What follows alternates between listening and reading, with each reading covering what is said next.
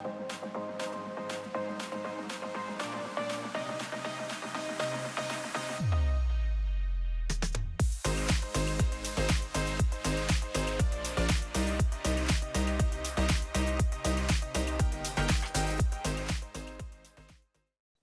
everyone, and welcome to the Savvy Cast. This is Jamie, and I'm so grateful that you're joining today, whether you're watching on YouTube or listening to the podcast. I have a very special guest today, and I know that it is going to be inspiring and motivating to all of you like me who love animals and just love encouraging messages. So I would like to welcome to the Savvy Cast, Larissa Wohl. Larissa, thank you so much for being with us today. Thank you. I'm so thrilled. When I first saw you popping up with GAC, I was excited. And then Laura told me you're amazing. So I am so excited to be here and chatting with you. Well, I am delighted to have you on. And I know you just got off of a very busy day of work, and you can tell everyone what you do in Nashville at right now. But before we start, I always ask as an icebreaker, what you would choose as your last meal.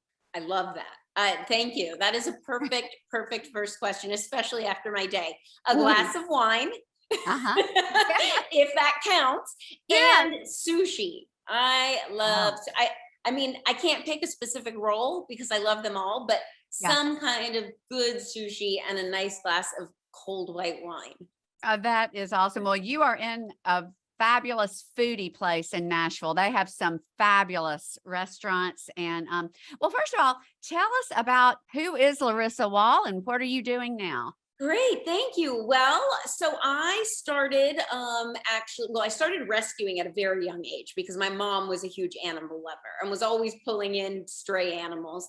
So that was always part of my life. Like that was one chapter of my life. Career-wise, I went to school for broadcast television and journalism. So I ended up going into news and doing traffic anchoring, weather for a very short time, news anchoring, reporting, producing, everything in the news world. Where were you when you were doing that, Larissa? So I was in Tucson for a couple years.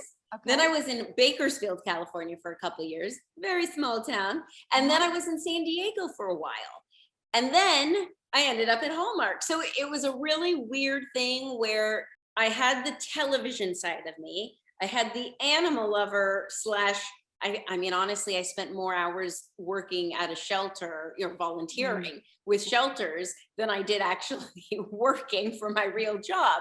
So when I ended up over at Hallmark Channel and they were looking for more animal content, I just said, let me help with whatever I can. So that's how it all came to be. I know you've met and talked with Bill Abbott, who is a godsend. He is an amazing person. He has a heart of gold.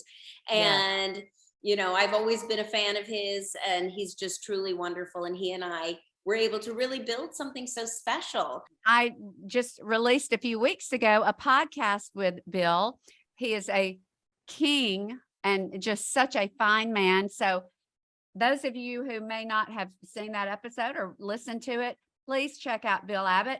That's how he told me. He says, you've got to have Larissa on your podcast. And he was at Hallmark, and I'm sure that's how you all got to know each other. Yeah. And, he blew me away from day one because not only is he an amazing CEO, I mean, this guy has created and built amazing, phenomenal things, but he has a heart of gold, and he really does walk and talk when it comes to animals. He doesn't just throw money at a problem. He's down there. He's on the floor with these dogs when we've gone on shoots. He's getting dirty with them. He's amazing. So yes, I love Bill. And then when he started over at GAC and is now building this amazing other network, I just wanted to be a small part of anything that I could. And so I'm so excited to be doing digital videos for the Great American Community app, and alongside you and amazing, wonderful people who are so talented in their genre, as well as other genres, but it's just really, really exciting. Well, of course, I'm following you on Instagram. You're amazing, and your bio You are so talented in so many areas, but I can tell from what I read and watch, your heart is for precious animals. And I've got to tell you, you are a kindred spirit. I love animals, and I find it almost a combination of enlightening and sad. It's a very difficult space to be in because there's just so much need. Can you tell me how you manage to do all that you do to rest in the rescue space, the adoption space, and manage to stay so positive when I know you see things that are very, very difficult? It's so funny you asked that, because I came up with what I think is a brilliant idea for Instagram, that they have to come up with some type of ability for you to turn off certain accounts at certain hours of the day, because every single time I log into Instagram, I see so much sadness and so much need. And I have to be on Instagram for work, and I see all the sadness and all the need, and I can kind of deal with that. But at nighttime, I need to log in and check my messages, and the last thing I want to see is all the sadness that I see. Yeah. And so I thought, I need to tell Instagram that they need to create a function Yeah. that you can filter certain things out past 9 p.m. Yeah. But in truth, to answer your question, it is very hard. I don't know anybody in rescue, especially right now, that is doing a great job at keeping their head above water, because unfortunately, which it's such a shame, because when COVID happened and quarantining and the pandemic hit, and everybody rushed to get animals, whether it was buying or rescuing, everybody was touting how amazing that was. And yet as a rescuer, we were all kind of grinding our teeth, I should say, because we all could foresee the problem this was going to create, being that come real life again, people are going to not be so inclined to want these animals. And I will say, I was surprised at how it did take a while to see the turnover of everybody dumping their animals, but it is the worst I have seen it. Every rescue and shelter that I talk to, even the ones who usually are doing okay, are struggling. It is really Is it hard. dogs? Is it primarily dogs and cats that you're dealing with as far as the Yes. rescue space? I'm primarily dogs and cats. There are amazing sanctuaries that take in donkeys, pigs, horses, turtles, and there is need for all of it. Yes, But yes. I'm primarily, my expertise is primarily with dogs and cats.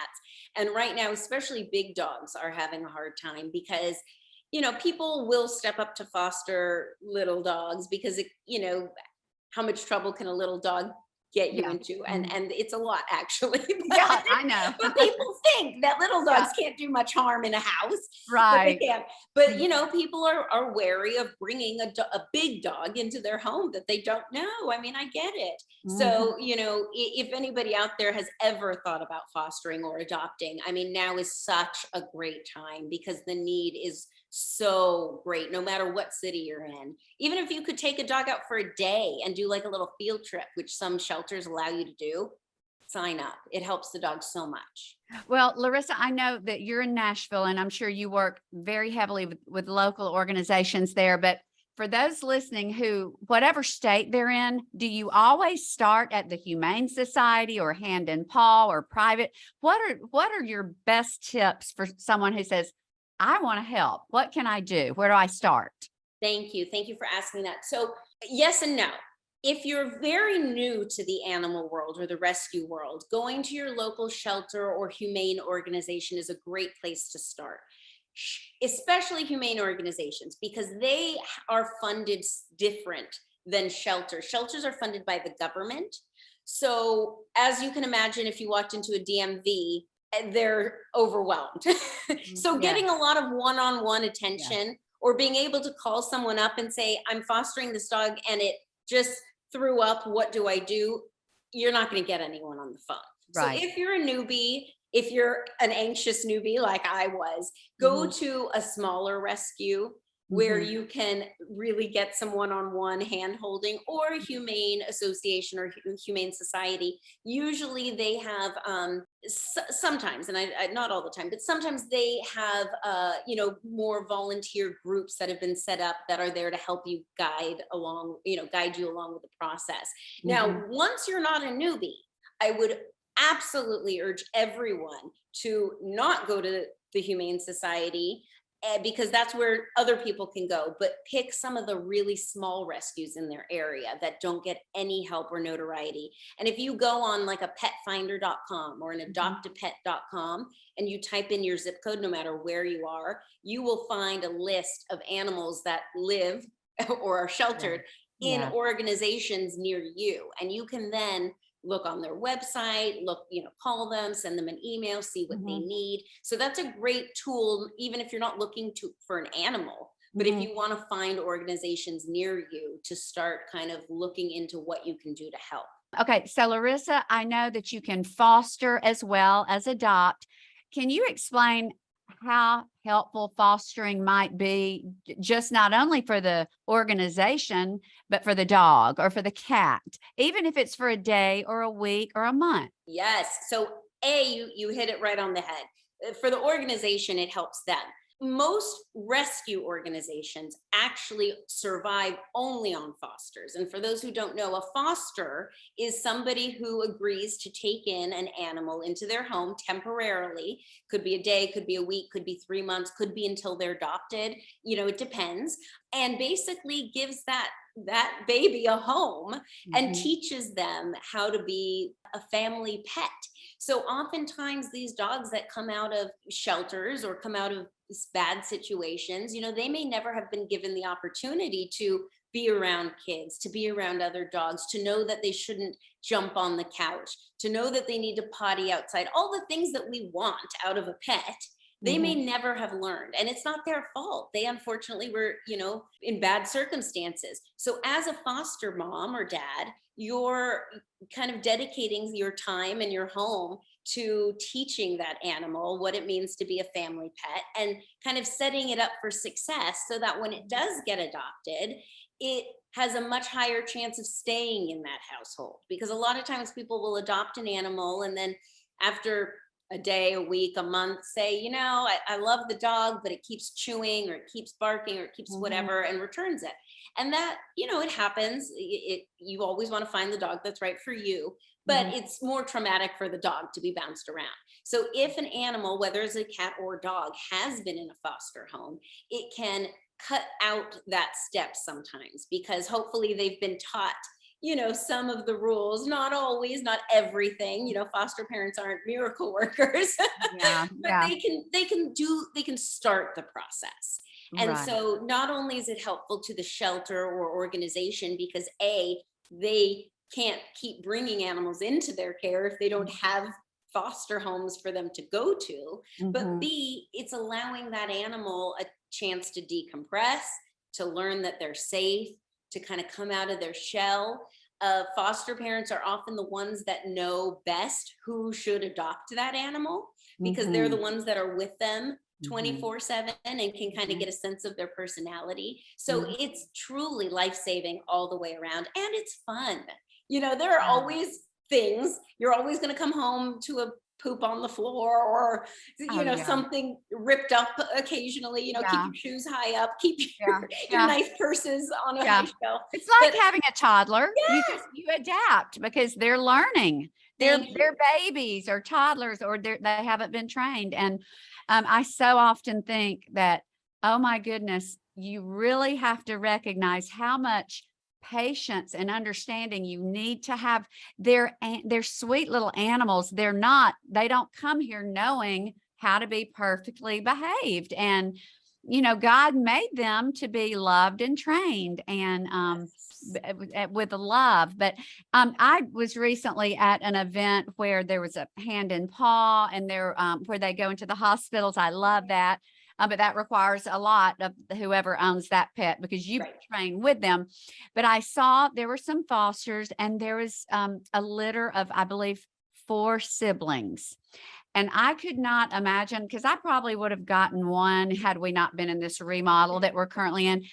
But they said, we're hoping that someone will get all four to foster, because they said it was traumatic. And I don't know, because I don't know that much about, but would you say that if someone wants to adopt and they see two or three, to try their best, since it is a temporary situation? So, yes and no. Fostering young kittens or puppies, it's great if they can be together because that's all they know is each other, and it can be comforting. However, if you're looking at splitting them up between three fosters, or you have nowhere to put them, three fosters is fine. Oh, yeah. You know what I mean? Yes. And in fact, I have actually heard from numerous people, and I'm not a vet, I don't promise to be a vet, but from vets and rescues, that you should not adopt sibling, because there's actually a sibling kind of aggression that can happen as they get older. So don't feel too bad if you're going to adopt a dog and it's got a sibling. In fact, it's supposedly in many cases actually better. But again, talk to your vet about that. Oh, yes. And Larissa, tell us about the Giving and Caring initiative with GAC, which I can't wait. The app releases September 26th. And I saw that this is what you were doing. And I thought, this is going to be, I'm going to love them all, but this is going to be one of my favorite segments, because I know it's going to be inspiring. So what kind of content are you going to share on that? So Giving and Caring, I pitched this a while ago because, I was noticing how many GAC stars do a lot of charitable work. I mean, it's not just talk for most of them. They're out there getting dirty, like Bill with the, getting on the floor to give love to a dog. These people are really putting in the work.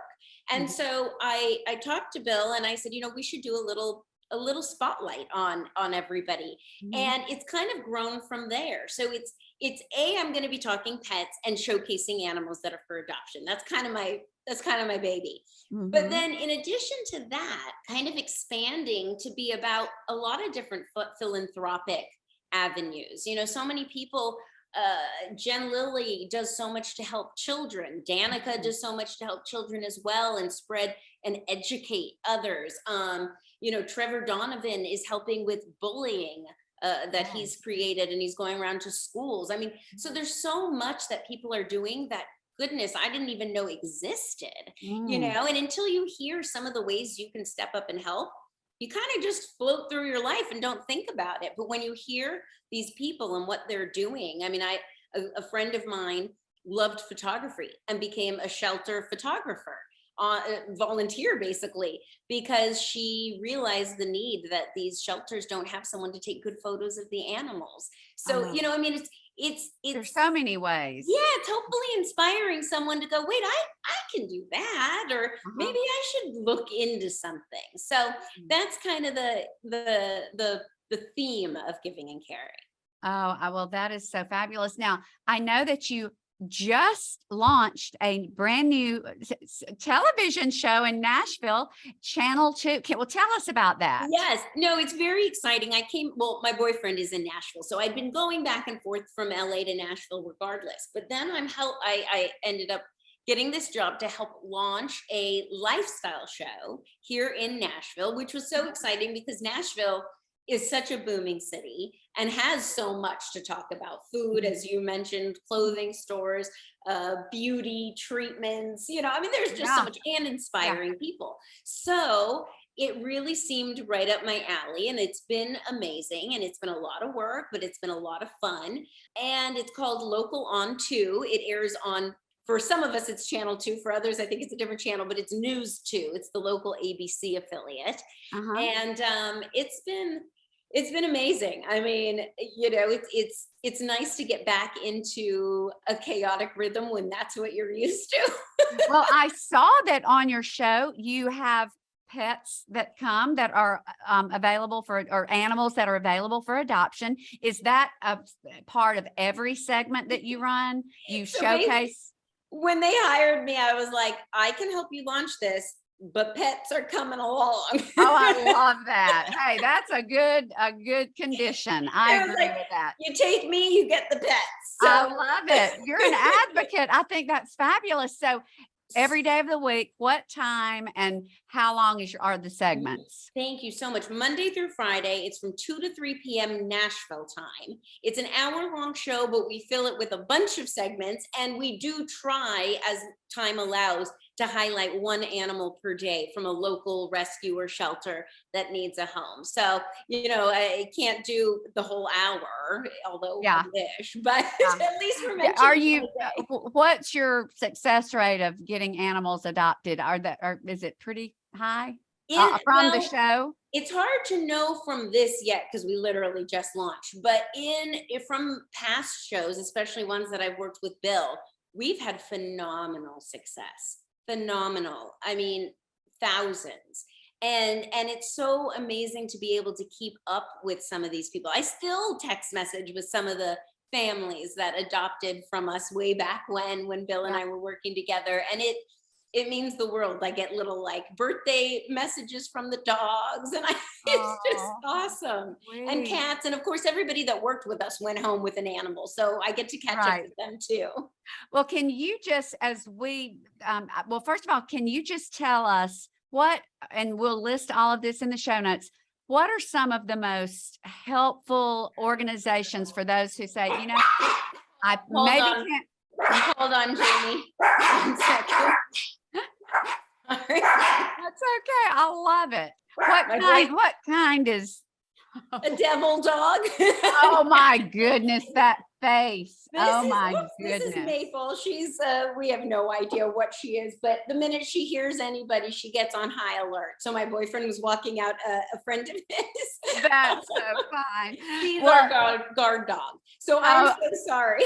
Well, Maple, I'm glad that the YouTube viewers can see Maple. She's a little angel. How old is Maple? I don't know how old any of them are because their teeth, especially with little dogs, and the vets try to give me an estimate, but I would guess Piggly, who's over here in the corner.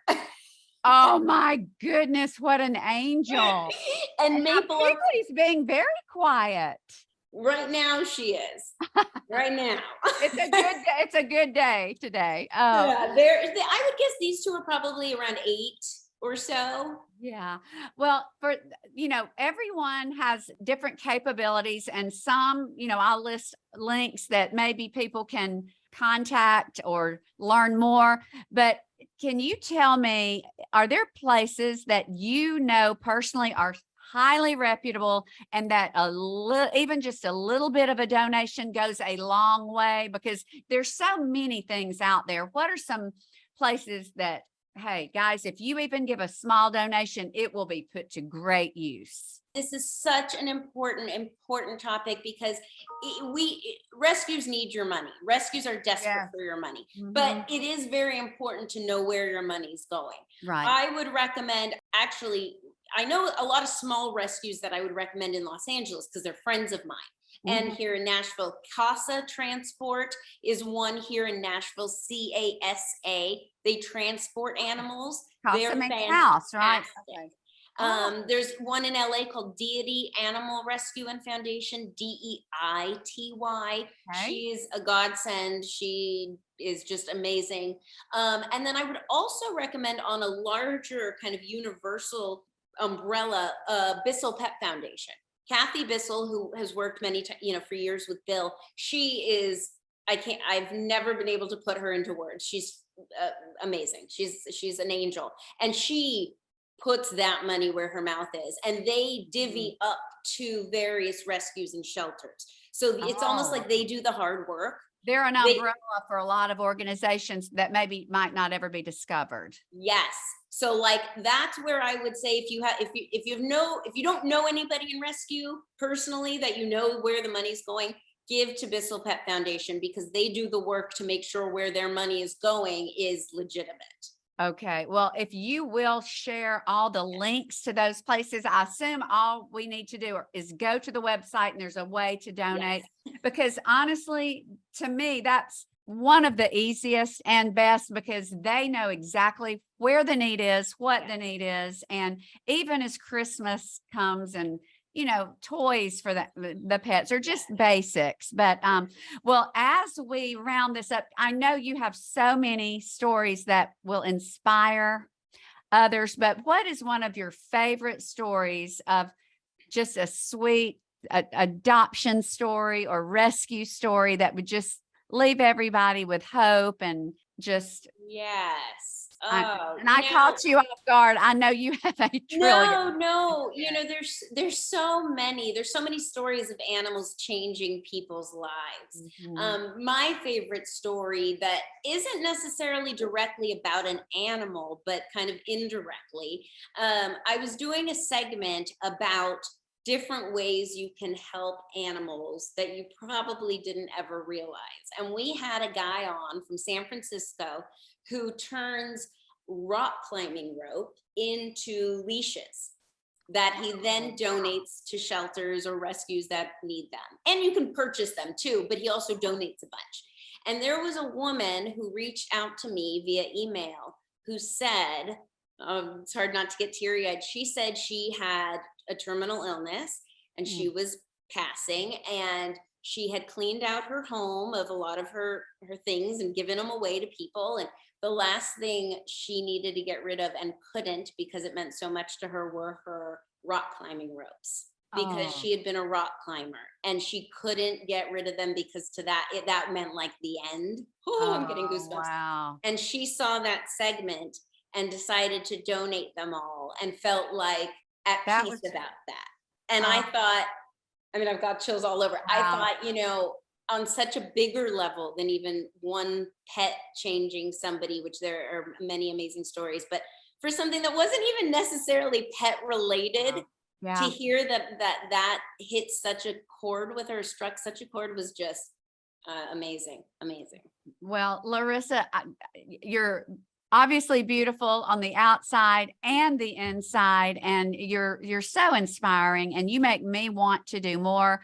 And I know everyone is going to be blessed by this segment, and I will share all of the ways that people can get in touch, and we'll get together on that to make sure everyone has something that they maybe can find to do to help. And I'll also share your channel and the ways to get to your GAC segments. And I just feel so blessed to know you now. And thank you for taking time after a long day of work. And I'm going to let you get to your sweet angels and your boyfriend and your dinner. So Larissa, thank you, my friend. I appreciate it so, so much. Thank you. I appreciate it. Anytime. You're so fun. And I'm so happy to know you now through such a wonderful network.